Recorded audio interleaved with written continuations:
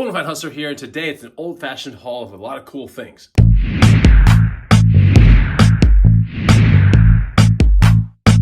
What's going on, guys and gals? Chris, the Bonafide Hustler, coming to you live from the inside of my goddamn gym. And today we're going to be looking at a quick haul because I got to get this stuff in boxes so I can focus on other things. As usual, follow me on Instagram at the Bonafide Hustler, and the first link down below, you can get this free guide, which will teach you how to find 50 items at thrift stores and garage sales that you could, sell for good profit. So let's get to the haul.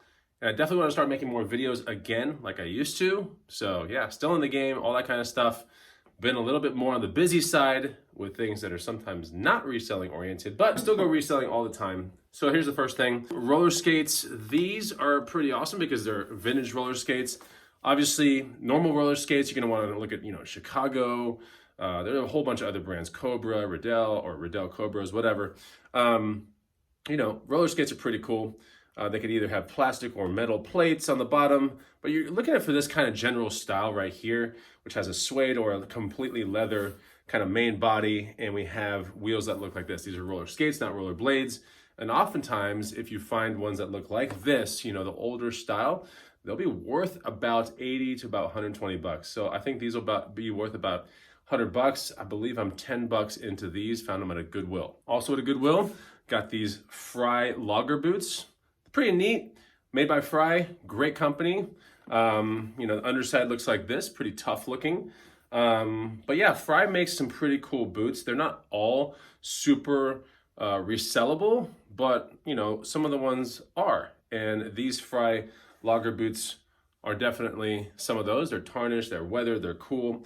Could be at my booth, and they could be on eBay at the same time. Also, there's ones called harness boots, which have a little ring right here with a whole harness strap. And those are something to look out for as well because they sell really well on eBay. But yeah, Fry is a really good brand, and that's what makes these boots right here, F-R-Y-E. Got two pairs of On Cloud Tech shoes. It looks like these are Helions, and then these are some other model. But this is made by On, which I think is a Swedish company, if I'm not mistaken. These were given to me by a friend that knows that I'm a reseller. And he was like, can you just please resell these for me because they didn't fit. So they're mint condition, used about maybe once or twice. Should be able to eke out about 75 plus for these because most of the shoes that are brand new from this company are 100 bucks plus. And that's a good size 13. Great condition. It's called On, O-N, right there.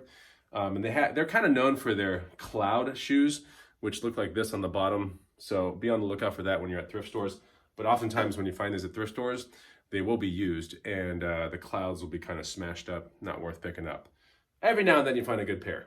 All right, so for I think $6 at a Goodwill, we have a Corduroy vintage Jansport backpack. It's kind of a harder one to find, full corduroy all the way through to the bottom. There are no rips, tears, or anything around the straps, anything like that. You'd have to look on the underside of the backpack. There are no rips or holes or anything like that. This backpack's probably worth around, 70 plus on eBay, and I paid around $6 for it. Something I paid up for right here, $43. These are some Lucchese 2000 smooth quill ostrich boots. Would be really cool if these were two-tone, but they are single color black smooth quill, not full quill, but smooth quill ostrich because it's as much, it's a smoother quill basically. So exotics are really neat because they command a little bit higher on the resale price. I'll be looking for around 160 plus on these guys right here, but I did pay $43 out the door for these at a Goodwill boutique. Paid $10 for this at a Goodwill. It's an Icon, kind of like a hybrid jacket because half of it is nylon mesh, breathable, and the other half is actually leather. So made by Icon, it's an okay brand. It's not the greatest, it's nothing super good, but it's nothing super terrible either. This one also has the liner inside. Something you want to check when you find it on thrift stores or whatever. Not that it completely kills the value, but the value definitely is a little higher when the liner is inside because the liner you can take out, for a really kind of hot day, So it's an unzippable kind of inner liner. And this is nice. It kind of looks like a leather jacket, but it's not. It's like a hybrid jacket. So pretty cool, made by Icon. You can see it in the front right there. It says ICON. And yeah, not a bad find for 10 bucks. Should sell for around 80 bucks plus locally. At a garage sale, $5, we have this cool fleece. I mean, it's a cool fleece, but it's actually made by a company called Cool, K-U-H-L right there. And it's a fleece, should command about 50 plus on eBay, size extra large. full zip as well, which is nice. No holes, no weird matting or anything like that to the fleece itself. Not a bad find at a garage sale. Something you might not know about this brand is called Links and Kings. It is a really good golfing kind of oriented bag company. A lot of bags that I've resold from Links and Kings will be sponsored by certain events around the country, whether it be, you know, certain golf courses, or this one's like the Dell Match Play, which occurred here in Austin, Texas. It's a really nice bag. Comes with an aftermarket strap right here from some other company. But this right here, this Links and Kings kind of like travel weekender duffel kind of bag should sell. I believe I am $22 into this bag right here. So yeah, about 200 plus for this bag. Paid 22 at a Goodwill for it. Last night, my brother, E-Money, and my girlfriend, we played this game right here real quick. Quick gameplay, honestly. Each game took about like 20 minutes. Jurassic Park, actual 1992 game right here. Complete inbox, which is cool. Count all the pieces, all that kind of stuff. It's kind of a fun game. There definitely is some strategy to it, some sabotage to it kind of stuff. But really nice, you know, look at these graphics and stuff. It's crazy. So this was $5 at a Goodwill. Should sell for north of $50 on eBay. Probably closer to 75 to be honest. And I do have the box to ship this out in. That's one of the things that should be a high amount of consideration when you're dealing with board games, especially the like much larger board games like this size, not standard size like Monopoly or Operation or something like that, but something that's a lot larger like this. Like make sure you have your box lined up, because that can be a total pain in the butt when your item sells on eBay and you don't have a box for it. Comment down below if you know what I'm talking about. But yeah, this is a cool game, not something that you don't find every day, but it was $5 at a Goodwill. And I was like, there's just no way it's gonna be complete or whatever, but it was totally complete and it looked pretty complete. So I was like, I'm gonna buy it. Nice game. All right, last find. This was, I think, $6 or $7 at a Goodwill.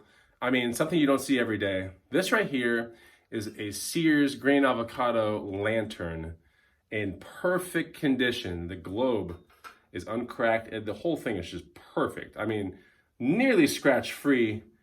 Gorgeous. I mean, absolutely gorgeous lantern sitting in a bin. I could not believe it. Double mantle lantern.